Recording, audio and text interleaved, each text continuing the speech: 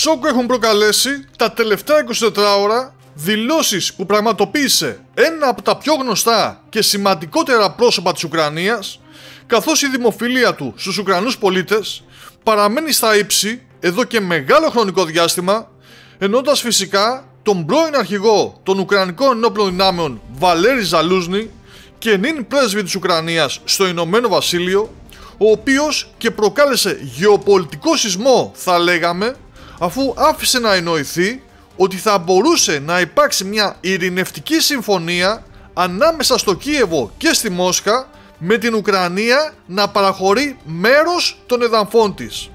Οι δηλώσεις αυτές του Ζαλούζνη, που έρχονται σε μια στιγμή που η Ρωσία σφυροκοπά ενηλαιώς και προχωράει σε όλα σχεδόν τα μέτωπα, με αυτό του Κούρσκ, του Κουπιάνσκ και του Ντόνεσκ, ειδικά των κατευθύνσεων προς το Κουράχοβο και το Ποκρόβσκ, να δείχνουν πια έντονα σημάδια κατάρρευσης των Ουκρανικών αμυντικών γραμμών,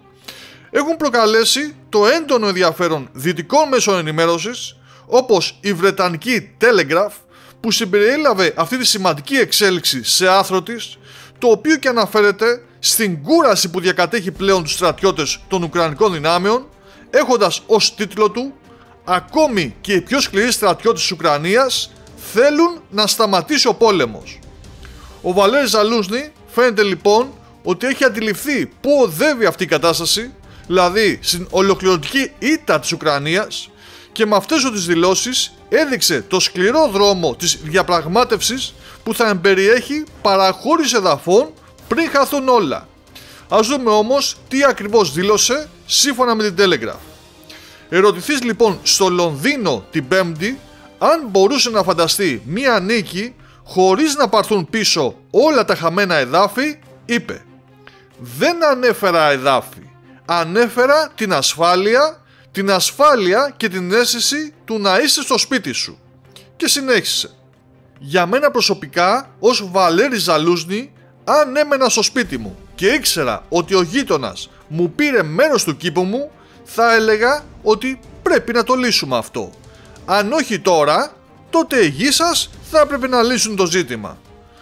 Με απλά λόγια, ο Ζαλούζνη, ένας Ουκρανός αξιωματούχος, έκανε για πρώτη φορά στροφή 180 μοιρών και δεν επανέλαβε τη γραμμή που υπήρχε έως τώρα, ότι δηλαδή πρώτα θα ανακτηθούν όλα τα ουκρανικά εδάφη και μετά θα υπάρξει ειρήνη, αλλά πρόκρινε να προχωρήσει μια διαπραγμάτευση ακόμα και με παραχώρηση εδαφών και μελλοντικά βλέπουμε.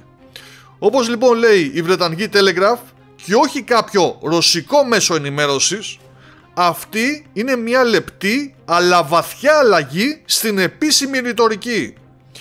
Και σίγουρα θα επαναλάβουμε και πάλι εμείς μια πολύ σοβαρή εξέλιξη στη διεθνή γεωπολιτική σκακέρα και ένα σοκ, καθώς κάποιοι είχαν πιστεί ότι όντως η Ουκρανία μπορούσε να νικήσει τη Ρωσία.